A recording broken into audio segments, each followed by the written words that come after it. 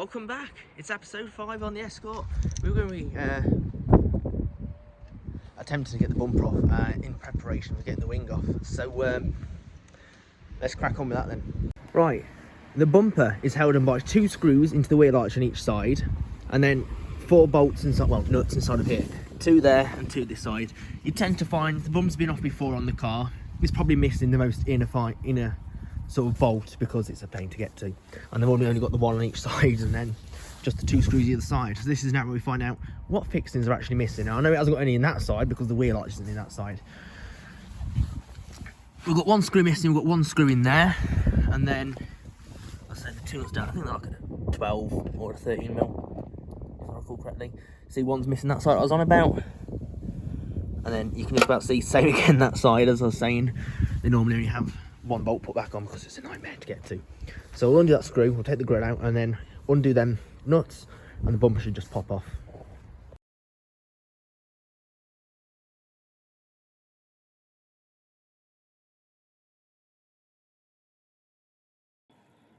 Simple little task. They came undone real good. Nice and straightforward. Them 2 little bolts, they were fairly well to get off, not too hard at all. I've known harder ones. It allows us to get it off. You can actually see behind the bumper what the condition's like, because although the bumper's cracked, this is actually sort of repairable. It's fairly hard to find decent Escort bumpers. They recommend you repair your old ones. So although it's cracked and stuff, it's sort of repairable. The main killer for the bumpers is the mounting points. These rot out, and this one seems pretty well solid. These are like a metal brackets, it's behind all this foam, and this all tends to rot out and cause problems. But this one seems all right. So we've now got a lot more room to get to the wing where it bolts on, well, welds onto the car here. So this gives us access to get all this out of the way. Just see how rotten that is, look, yeah, on the wing. So now got all the room to get all this off, and then once that's off we can actually get the new wing on. Well, we need to paint it first, but yeah. So we've got all the bumper and stuff off, that's fine, as I say. I'm just working on putting the interior back together now. So the drive sides, all the panels are back on and stuff. That's all looking good. Need to tidy up a bit of the mess that's in there, but that's fine. Come around the passenger side. Now, what I've done is all the sound deadening stuff, material, whatever it is, all sort of ripped and is hanging off and stuff. So I've got this all taped back on now. It's not absolutely vital to have that on there. I mean, I could just rip it off and throw it in the bin and do away with it, but it'd be nice to keep sort of like, keep it on. It sort of is a bit of insulation really, sound deadening slash keeping it a little bit warmer. So I taped it all back on now, and it's all sort of stuck well enough so I can get the door card back on. Door card on, literally just lifts, pegs over these little clips here, and then it's just a bunch of screws all the way around the outside. 1 into there, 1 into there, job done.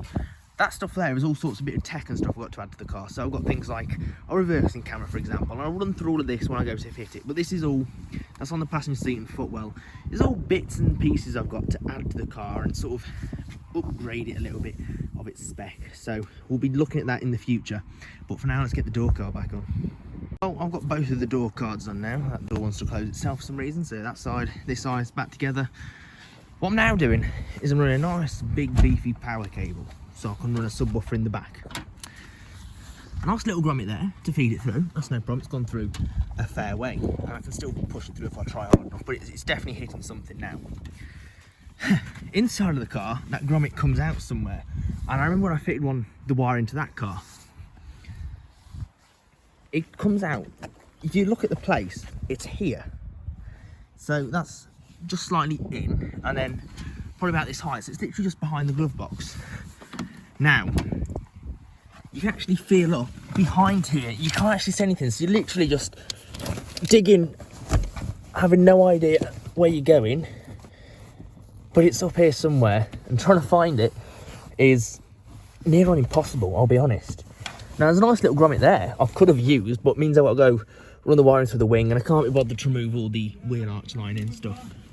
So I need to reach up behind this glove box and sort of get my hand from behind there, going up here, and reach it up high enough to somewhere probably about here-ish, so I can actually reach where that grommet is.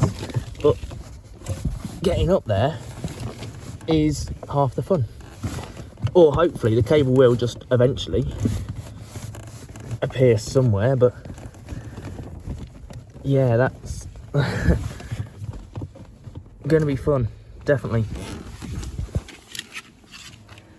Eventually, with enough pushing, we'll be able to get the cable to sort of thread through a hole now, to the point where it's sort of pushing through fairly well. Or at least it's gone in quite a way. It still is, if I can just get enough sort of force behind it. So, in theory, that cable should have dropped down a bit further now. I should be able to reach and find it easier. I mean, it's not like it's a hard cable to notice. It's a pretty beefy cable, so, you know, it's not like it's a thin cable that's going to get mixed up with the rest. It's plenty thick enough to find easily. But it is proving its challenge. So I've probably got my hand to about where this vent is now. It's hard for me to show, but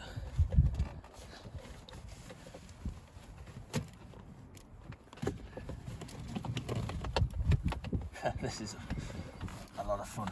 Not cool. It really is somewhere deep up there. There it is. So now I've got it through. That's the hard part done. All I've got to do now is just sort of pull it through, and then once it's pulled right way through, I then just got to sort of channel it into the back of the car, which isn't too hard, and get it all behind this trim, that lot into the boot where I need it. And then at the front, all I need to do is wire it onto the battery through a fuse. So you keep pulling. See, I've got plenty of cable here.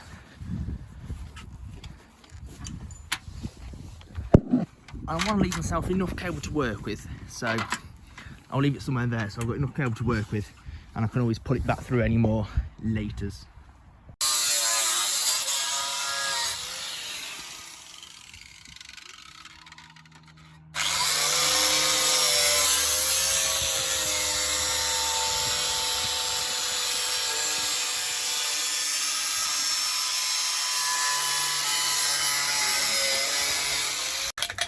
Well, here's the new wing. We've got the old one off. Need to get this one on.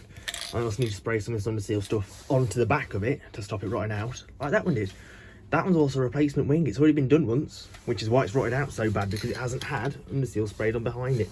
So we need to get this out now and get it sprayed on behind it to protect it and stop it from rotting out in the future.